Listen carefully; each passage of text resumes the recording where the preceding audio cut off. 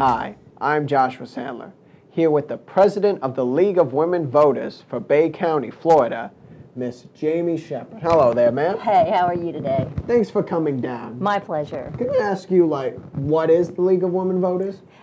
Back in the 1920s, women, as arcane as that seems today, didn't have the right to vote. And so women banded together in an organization that became to be known as the League of Women Voters to gain the right to vote. They protested in the street, they went to jail, they did hunger strikes, they did whatever it took until the 16th Amendment was passed by Congress to give women the right to vote. Since that time, the League has spent the past 100 years working on civil rights and voter registration and education issues. And that's what we do. It sounds like some noble goals you guys are doing there. Mission-oriented, nonpartisan. That does sound pretty good. So how do you get this education out to the public? We work in several ways. Nationally, we're in the media. We do as much outreach as we can. We tweet. Locally, we're on Facebook, and we have a new website that has just been launched this year, which helps a lot. Yeah. And what we also do, one of the big things we do in voter education is we do a speakers bureau that goes out to organizations of all sorts, partisan or nonpartisan, to talk about the issues that will be on the upcoming ballot. The League never supports a party, nor does it ever endorse a candidate. We want you to make up your own mind on the issues. For example, on the general election, there'll be 11 constitutional amendments on the Florida ballot. And all the voters will have a chance to vote on it, but they're all written sort of in legalese. So the League offers a sort of cut through all of the legalese to say what is the pro, and we offer the pros and the cons. What does a yes vote mean? What does a no vote mean? So that you'll be able to make up your own mind. In our advocacy role, we step back from education and say, this is what the League thinks about it, but from the voter education standpoint, we offer you the picture so you can make up your own mind. We also do candidates forums. We had one last week, or I guess I should say the date, the 26th of July, to introduce all of the primary candidates to the voters, and it was broadcast live on Channel 7 for anyone to watch. We invited all the candidates that will be on the primary election. Either they're running as Democrats, and so there's more than one Democrat. They have a primary election, House of Representatives District 2, or they're Republicans, and there's more than one of them, and they'll face a challenger, a Democratic or a nonpartisan or write-in challenger on the general election. They were there as well. Two races of special interest, state attorney and the supervisor of elections. Both of those candidates, or all four of those candidates, two apiece, were all Republicans. In the state of Florida, you'd say, well, shoot, I'm a Democrat. I'm going to be disenfranchised. The worst thing that can happen to voters, not being allowed to vote. Yeah. But the state of Florida is actually really a progressive state in that way. It's called a universal primary, so no matter what your political party is, you'll be able to vote for those candidates if the election will be actually decided in the primary. Two Republicans running for supervisor of elections, two Republicans running for state attorney. They'll be on both the Republican and the Democratic primary ballot on August 14th. Well, that sounds pretty cool. Yeah, it is. Good for the voters. Yay, good for the voters. So what principles do you guys stand in? You did say on some issues you do take party, like League of Women Voters positions. Stands. Yeah. But our main issue is voter registration. If you're a citizen of this country, we want to make sure that you have access to the vote, and we want to encourage you wholeheartedly to actually go pull the lever. There are a lot of voters that are registered to vote. Florida's surprisingly progressive with the motor voter movement, so that when you go get your driver's license, you move to Florida, you go get a driver's license, you can automatically get registered to vote at the same time. You check your little box, Your signature is already on the documents. You've already proven that, proven your identity, because that's really what they're looking for. And you're registered to vote in the county in which you registered. If you move, you go ahead and contact your supervisor of elections. They'll transfer your record to the county in which you live. So if you moved up here from Tampa, you need to contact the Bay County supervisor of elections, let them know you're here, so that you can register, so that you can be a voter here. We really are interested in you having understanding of the issues and some awareness of the candidates that will be on the ballot. The constitutional amendments, that always comes up every 2 to 4 years. We get something. State or national constitutional amendments? State, for our league, state. But if they're, we don't do amendments, we don't generally get to vote on them. We as the voters don't necessarily get to vote on amendments. That's the role of Congress. But, there might be a time when there is one, and we'd want you to be able to know the facts on what the people who are saying yes are saying, what the people who say no are saying, and more importantly, or sometimes, who's paying for it.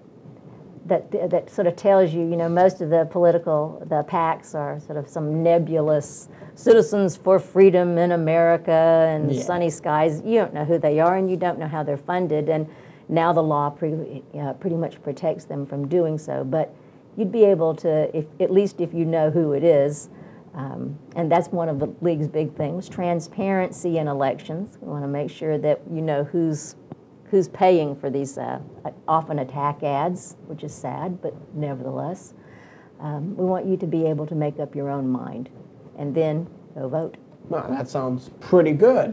Transparency in government is another issue. Florida actually is surprisingly progressive in that too. We have the sunshine laws, but if you followed the news not too long ago, Pensacola was in the state spotlight for not having what they deemed open access to the citizenry to public service meetings, namely the city councils and county commissions. Bay County, we're very lucky that way. We have responsive county officials and state and local officials, and meetings are open to the public, within reason. You need to be on your good behavior, but if you have a free and open access to question the commissioners during a public hearing, you are entitled to do so. That's your right. Yeah. And yay. So what kind of events are coming up that you guys will be planning to educate people on the upcoming elections? Well, we'll start the Speakers Bureau up in earnest on the constitutional amendments. We've done our forum for the primary candidates, and then on October 24th, we'll do a forum for the general election candidates. Whole new slate of folks. People who won in the primaries will then go face their opponents in the general, and we'll do a live broadcast again with 7 and a simulcast with WKGC 90.7 here, yay. Yay. And that'll be on October 24th, so mark your calendars. Mark your calendar for that. We also want to remind all of you who might be registering to vote. If you're a student and you move, but you're not registered to vote, or even if you are registered to vote, go on the Supervisor of Elections website. That's bayvotes.org. And there's also a link on our website. And check your voter registration. I moved last year, had sent in a card, but it never quite happened. And I said, I'll go see if it works. Do the links work on the website? Found out my registration was an error. They hadn't ever updated my file. Well, it happens. So, but you have to be proactive in this. You have to be, nobody's going to come say, oh, please vote, register to vote. Well, I take that back. We will. Please, we're going to do voter registration drives here on campus this fall. But go on there and make sure that you're registered to vote, that it has your current address. Register to vote absentee. If you're not going to be here on election day and you want to sign up for absentee ballots, that's vote by mail.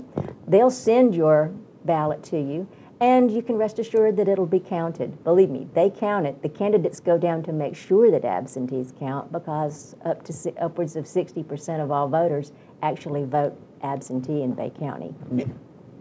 That's a significant number. Yeah, so if you're going to be transferring, let's say you're going here to Gulf Coast right now, but you're going to transfer someplace else, you need an official address where you're going to be, permanently. Maybe it's your parents' address.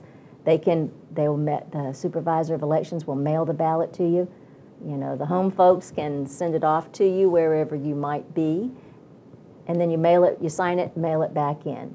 You want to make sure that the signatures match. That's what they're looking for. Did the signature that you had on file in your registration form, and it might even be with your driver's license, does it match what you signed now? If you've now put hearts and butterflies on it, sign it again, make sure that you've got something. Let's say you're not there and you want to go ahead and vote. You haven't done it, and then all of a sudden you get the spirit, you want to go down and vote, but it's too late now to formally registered. You can fill out a provisional ballot. Those ballots are set aside and then inspected separately. Now, you may say, well, I don't know if my vote will count. Well, they get counted, but if an election is on a landslide already, or can be decided by absentees and by people who have actually gone to the polls and voted either early or on that day, but you made the effort. School board is a case in the primary where one vote matters. You say, does one vote ever really matter? My vote going to count? We've got 3 nonpartisan candidates running for school board on the primary election. One of those folks has to get 50% of all the folks who vote plus 1. And we've had that several times in the history. So if you say your vote doesn't count, your vote may actually count, be especially important for the school board, which is nonpartisan. Well, if somebody was interested in learning more about the League of Women Voters or wanted to contact you guys, how would they go about doing so? Please come to it. You can like us on Facebook. We have Bay County League of Women Voters on Facebook, and we post issues and events. We also have a new website, and that's LWV, League of Women Voters, baycountyfl.org.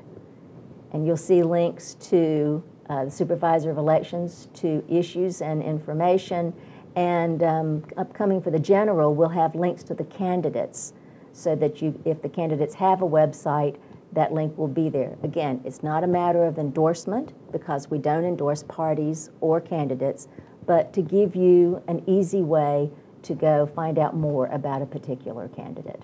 Yeah. So is there a place you guys meet every week, a month, or? We meet periodically if you're a league member. If you go to our website and hit contact us, we'll have, and on Facebook, we have where meetings are open, and we encourage students and men and women. We do, it may say the League of Women Voters, that's has historic precedence in our name since that was our mission. But voting isn't a gender issue. Voting is a citizen's issue. And we're interested in anyone who shares the commitment to nonpartisan voter education, civil rights, and access to the vote. That's who we're interested in. Join us. There are scholarships available for students. Sounds pretty good. Well, thank you so much for coming down, ma'am. Thank you so much. We really appreciate it. Thank you for educating us on these issues, and hope to see you more around during election season. Oh, you'll see us out. We'll set up tables for voter registration periodically until the voter registration deadline, which is about 30 days before Election Day on November 6th. Sounds good. Can't wait to see you there. Thank you. And if you are an organization or an event and would like to get some publicity from Spike Sue Productions, please contact us at mygcwyatt@gmail.com. With Miss Jamie Shepard, thank you for coming down. Thank you, sir. Can't wait to see you during the election.